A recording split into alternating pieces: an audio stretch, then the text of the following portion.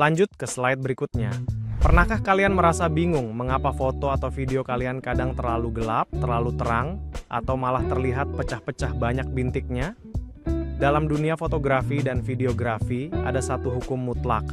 Cahaya adalah segalanya. Tanpa cahaya, tidak ada gambar. Namun, mengendalikan cahaya bukanlah soal keberuntungan, melainkan soal pemahaman teknis. Sekarang kita akan membedah sebuah tabel krusial yang disebut tabel penyesuaian exposure. Tabel ini adalah kompas bagi kita untuk menentukan 3 variabel utama: ISO, aperture, dan shutter speed. Kita akan bahas satu persatu skenarionya, mulai dari ruangan terang hingga kondisi gelap total, agar hasil karya kalian terlihat profesional layaknya menggunakan kamera mahal. Mari kita lihat baris pertama pada tabel kita. Bayangkan Anda sedang berada di dalam ruangan pada siang hari dengan jendela besar yang membiarkan cahaya matahari masuk, intensitasnya sekitar 500 lux. Dalam kondisi ideal ini, kita menggunakan pengaturan yang paling bersih. ISO diatur di angka 100. Mengapa? Karena ISO adalah tingkat sensitivitas sensor.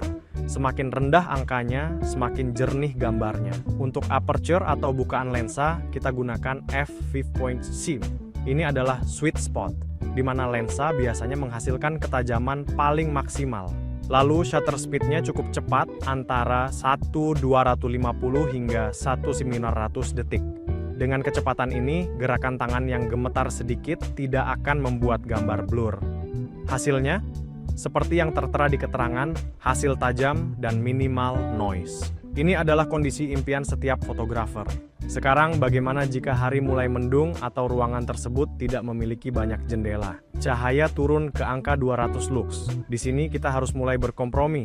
Kita menaikkan ISO ke 400. Ini memberikan daya dorong pada sensor agar lebih peka, meski risikonya sedikit bintik halus mulai muncul. Untuk mengimbanginya, kita membuka keran cahaya lebih lebar dengan aperture f/4. Ingat, dalam angka f-stop, semakin kecil angkanya, semakin lebar bukaannya. Namun perhatikan shutter speednya turun ke 1/125 hingga 1/250 detik. Di titik ini, Anda harus mulai memegang kamera dengan lebih stabil. Keterangan pada tabel menyebutkan perlu diterangi tambahan. Ini adalah saran yang bijak. Jika objek Anda tidak bergerak, pengaturan ini aman. Tapi jika Anda memotret balita yang aktif, Anda mungkin butuh lampu bantuan agar tidak terjadi motion blur. Ini adalah skenario yang paling menantang, gelap malam atau kondisi tanpa lampu di sekitar 100 lux. Di sini segitiga exposure kita dipaksa bekerja ekstra keras. Tabel menyarankan ISO antara 800 hingga 100-900. Ini adalah area di mana noise atau bintik-bintik digital mulai terlihat jelas.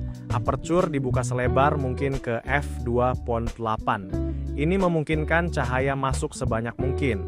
Namun konsekuensinya, area fokus menjadi sangat tipis atau depth of field yang dangkal. Yang paling krusial adalah shutter speed yang sangat lambat, yaitu 130 hingga 160 detik. Inilah alasan mengapa keterangan pada tabel menuliskan gunakan tripod.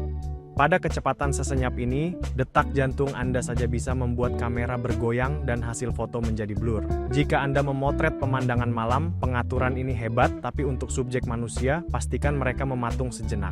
Terakhir, kita punya solusi cerdas, menambahkan lampu LED eksternal. Dengan tambahan lampu sekitar 500 lux, kita bisa menurunkan beban sensor kamera. Kita kembali ke ISO 200, angka yang sangat aman untuk kualitas gambar. Aperture kita set di EF/5,6 untuk mendapatkan ruang tajam yang cukup luas, sehingga seluruh bagian wajah objek bisa fokus dengan baik. Shutter speed diatur di 1/125 detik. Ini adalah pengaturan standar untuk pembuatan konten YouTube atau wawancara di dalam ruangan. Hasilnya, baik, noise minim, dan yang terpenting, Anda memiliki kontrol penuh atas arah datangnya cahaya. Lampu LED adalah investasi terbaik jika Anda sering bekerja dalam kondisi yang tidak menentu. Sobat kreatif, tabel ini bukanlah aturan mati, melainkan titik awal atau starting point. Fotografi adalah seni menyeimbangkan ketiga elemen tadi. Jika Anda menaikkan satu sisi, Anda harus menyesuaikan sisi yang lain. Intinya, pertama, prioritaskan ISO rendah untuk kualitas gambar. Lalu, gunakan aperture untuk mengatur fokus dan cahaya. Dan gunakan shutter speed untuk menangkap momen tanpa blur. Jangan takut untuk bereksperimen. Ambil kamera kalian, coba praktikkan angka-angka di tabel ini, dan lihat perbedaannya. Saya harap penjelasan ini membantu kalian memahami cara kerja cahaya dengan lebih baik.